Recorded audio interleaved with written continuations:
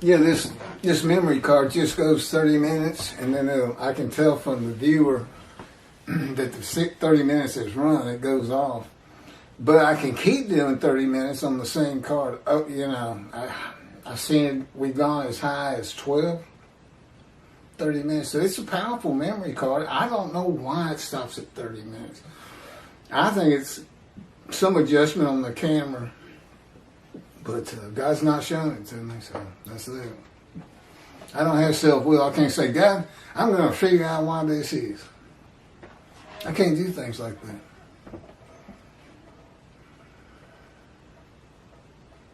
Uh-oh. I think my page skipped. Hold on, I got to find out where I was. Oh, it's the test of devotion. When the test of devotion, that's part of 53:10 still, will he offer himself for guilt and go through God's fire of refinement or not? It's set before the righteous servant. The new covenant has already arrived.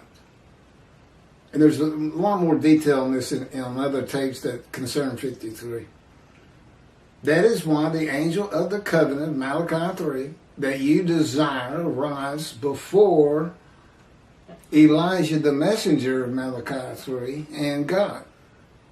The new covenant, Jeremiah 31, where the iniquities and sins of the Jewish people are forgiven, and God remembers them no more. Okay, that's the people, the first 6 verses. They need to know you have no sin. Start over. Stop feeling like this. Stop leading your lives like this. Get your lives back together. Get your job back. Get your marriage back. Go to synagogue. Follow God's rules. God doesn't really care if you follow them or not.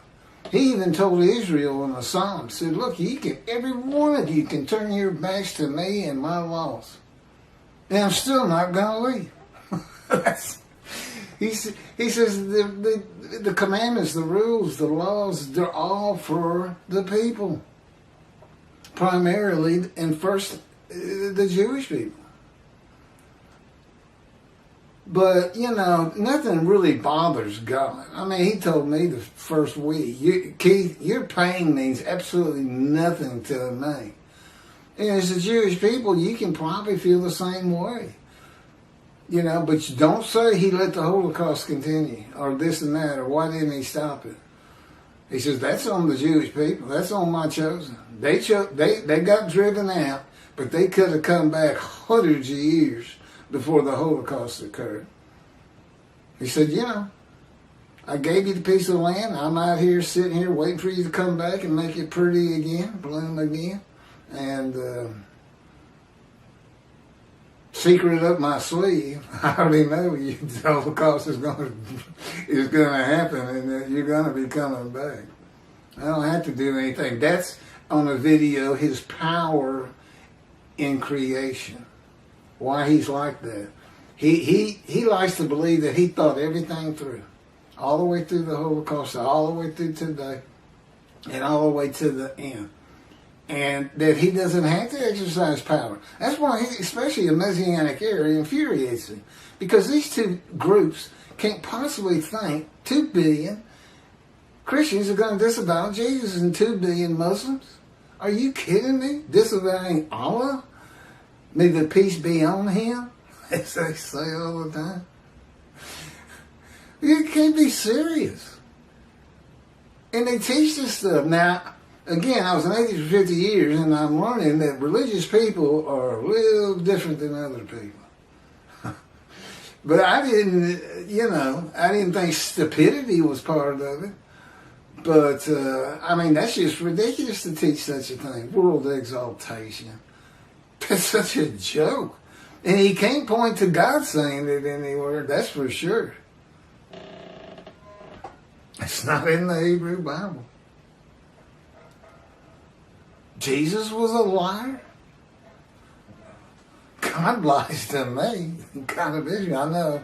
Everybody says he can't lie. He said, would I lie? Am I a man that I would lie? That's not even saying you're not a liar. But he says, no, the truth is it's the fire of refinement. Well, it had me think, okay, it's going to be over today. This is the last time you hurt. This is the last time I make you suffer.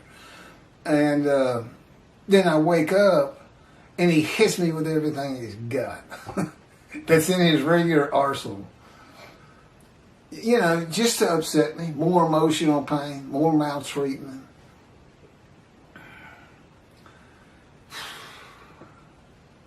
Test of devotion. The guilt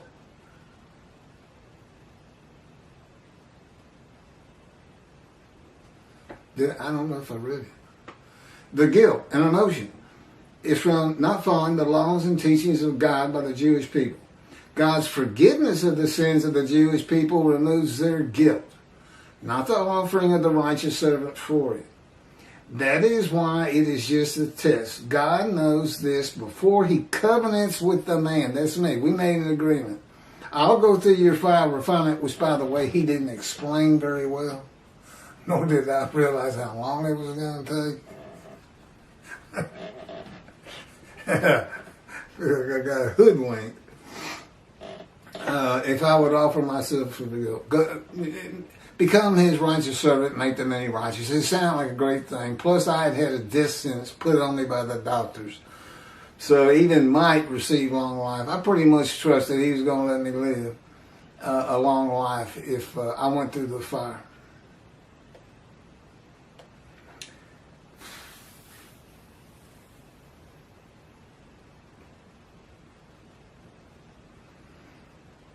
A covenant that I made, that he makes himself an offering for guilt, God might not let him die of the disease.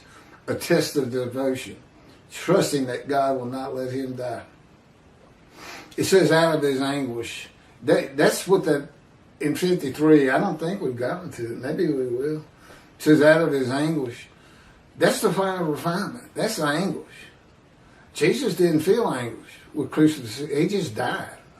He wasn't exposed to death. He died. He can't be the man in 53. I told y'all this story. I heard this man of the cloth, Catholic, say, well, we know Jesus doesn't fit every verse, but who else could it be? How about? I didn't know it at the time, but I should have said, hey, I know who it could be. Me. And he'd have just gone, funny. We know he doesn't hit. If you don't hit all the verses, you're not the righteous servant. And that goes for these folks that say it's Israel. They don't fit all those verses.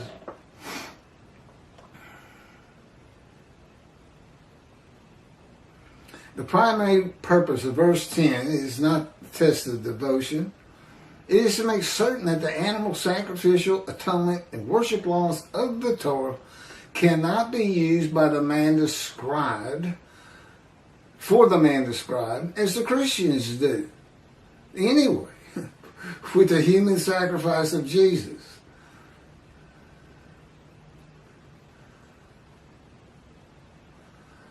You can't use them for blemished human beings in the Holocaust either, Tovia Singer. It was written for Gentiles and Christians, but he snagged you too. A snare. It is the only reason God would crush a man with disease to make him a servant. Apparently, the Christians do not know how to read and comprehend the Jewish Bible at the same time. That they took as their own and called it the Old Testament, which, by the way, means New Covenant. I don't know why that is. I don't know why Old Testament means New Covenant. Anything? Like I said, they rarely explain anything to me. I got to figure everything out on my own. He would never tell me what a person is thinking or doing. Like, for instance, I have no idea that, for a fact, Toby Singer knows I'm out here screaming to the high heavens that I am Moshiach. And more importantly, Elijah. Because if my efforts to get the third temple built are not successful, and I don't convince the Jewish people to do it, the land's going to be, Israel's going to be utterly destroyed. Not by God and his power, by the Middle East in all probability, and probably Islam. Iran's multiple nuclear bombs, Lebanon's rockets, Egypt getting involved, Jordan. You know, Israel has the strongest and best army and air force in the Middle East. But they can't take on 4 or 5 at one time. They're not that good. And David's shield, where they shoot down rockets coming in, those are powered by men. They're guided by men. It's not all computer. And you know, they've been known to miss. But also, the number could be just too high for the shield to stop it. But it's good to have. Don't get me wrong. You cannot offer an animal blemish or with defect. So God blemishes and disfigures the man. No man would refuse God. God does not need a man's permission to make him a servant. He is God. In the book of Ezekiel, as we have seen, God had his spirit cease. And God seasoned him. The spirit has no power. God's in his spirit. Seized Ezekiel and made him suitable for the purpose of being a prophet to the Assyrian Babylon exiles in his fire of refinement. Yeah, the angel of his presence, no power. There's only one power in the heavens, and that's God. There's no angel with power. The Christians think there's evil armies fighting God's angels and stuff all the time. No, there's no power like that. Nobody has power. There's no Satan. There's no Lucifer. It's just all made up. So everybody's got, this is killing me about religion. Everybody just makes stuff up. Jesus isn't unblemished. He lies 10 different times in your book. That's blemish if you're talking about a human being. He's not perfect.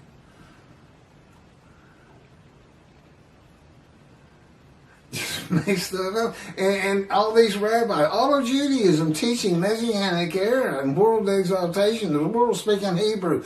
Okay, I'm Moshiach. Assuming God's not going to do it, and there's nothing to make you think he would do it, how am I going to get 1/3 of the population of this world of 6 billion people, China? How am I going to get them to speak Hebrew? But I don't even speak it myself. And I sure don't speak Chinese. I'd have to say, well, I'm leaving on to go make the Chinese speak Hebrew. It's a stupid idea. Now, in antiquity, I mean, nobody knew how many people were around. Everything looked like a country town and things like that. You know, they could believe these things. And that's you got to break down how this was written in antiquity first, and for the illiteracy of those who had to be taught from it. God knew what the Christians would do with the words wounded, punished, maltreated, bruised, crushed, and chastised, and they did. And apparently so he told you. Here's Leviticus. They took the book he gave his children, the Jewish people, and called it their own, saying that Jesus, the unblemished Lamb of God, is described by Isaiah 53. The man is blemished with defect, receives long life, sees his children, and makes the many righteous by his knowledge, not by his blood. Isaiah 53 is a snare for the day of the Lord and God's wrath on the Christians and Gentiles in general, passed to them from his people to end Isaiah 51. And my description begins in 52. I'm his instrument. I am his instrument to take that wrath. And I got to teach the rabbis who are the servants. Okay, this is what you need to do with Christians. Forget this world of peace. We're getting ready to stir things up. Actually, Jesus did say it's just what he was going to do.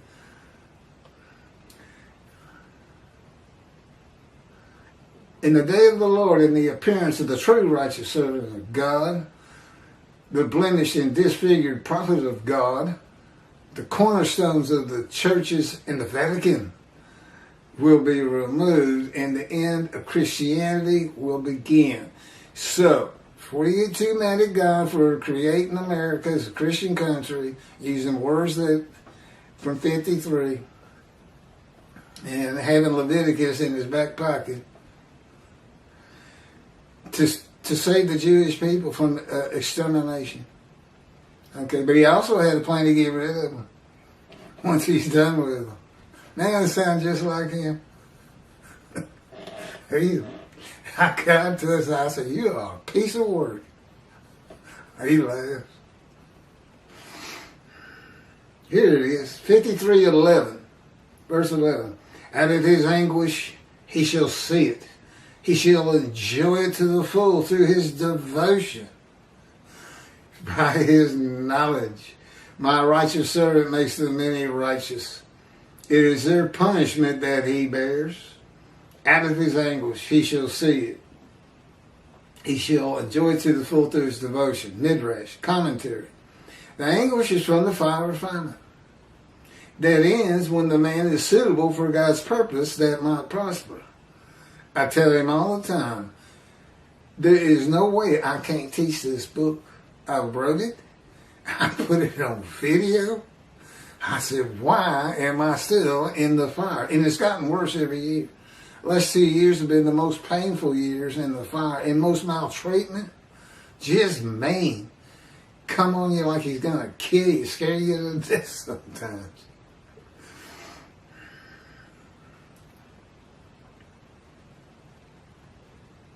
The anguish from the fire refinement. Okay. This is also a reference to Isaiah 11:2, where one of the attributes of the Spirit that alights upon the Anointed One is a spirit of devotion and reverence for the Lord. 53:12. Assuredly, I will give him the many as his portion. He shall receive the multitude as his spoil, for he exposed himself to death. Look, the many, he makes the many righteous. The many are the people, the first 6 verses.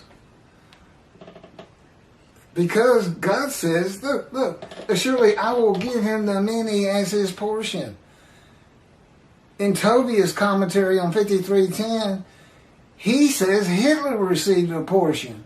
Lampshades made with the skin of Jews as his portion. So I'm back again. Tobiah, are you saying this is Israel? Which he does.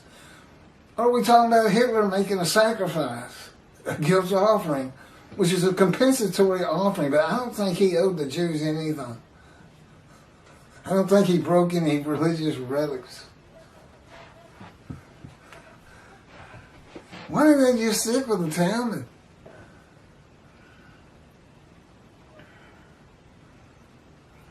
For he exposed himself to death and was numbered among the sinners, whereas he bore the guilt of the many and made intercession for sinners. I will give him the many as his portion. He shall receive the multitude as his spoil. Midrash. Commentary.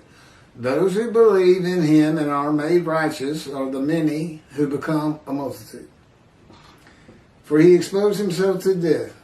God's righteous servant is crushed with a disease that exposes him to death, but give him long life. He took the lung cancer from me. That's why I never experienced it. And was numbered among the sinners. God's righteous servant will have been a sinner, not a religious man, which I have admitted many times. There's no question about it. There's no denying it. You could find people in my history who say, oh, no, I remember the time we went out and did this, which I won't repeat. Jesus is said to have been without sin, and like a rabbi was teaching at synagogue when he was 12. Jesus was said to have been like a rabbi teaching synagogue when he was 12. Well, I guess what? The false teachings? Made him a sinner? Are all your rabbis sinners? Well, what is a false teaching? Isn't that a lie? Or is that just I didn't understand? You don't understand the difference in God's word and man's word? Or if you don't have that understanding, you shouldn't be a rabbi, should you? All I can tell you is God doesn't like it, and he doesn't care if you consider it a lie or not. You're not going into the scroll of remembrance, rabbis. How are you going to have a Messianic era with no rabbis as it stands today? What's that going to be like? They got this show, the Christians have the rapture. There's this show that says Left Behind. A Christian who realizes everybody's been raptured. He got left behind, doesn't know one. I can't stand that guy. God makes me watch these shows. It's like a punishment. Okay, next up. Chapter 1. We're doing the whole book again. We're going to put a different picture on it. I'm currently using a very yellowish temple picture for all.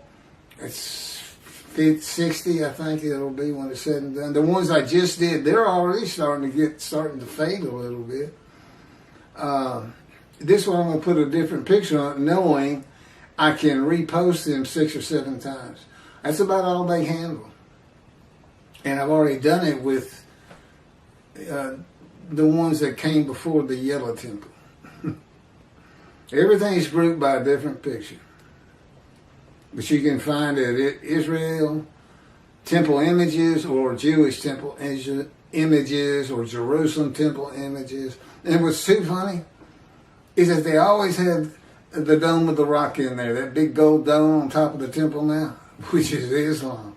But the title is Israel Temple, Jerusalem's temple. That ain't, get that out of the pictures. I have to... Anyway, it'll be the leper scholar. I'm going to take a break for a little bit. That took about an hour and 24 minutes. There's a video out there that is just shot. And yet, even today, it's number 2 on my analytic data sheet as far as most views of all 50 videos. They keep, it's under the heading, false... it's basically false teachings of Tobiah Singer and Jews for Judaism. We use that as kind of like bait to get them in, but it's really all about me. It's me in 53.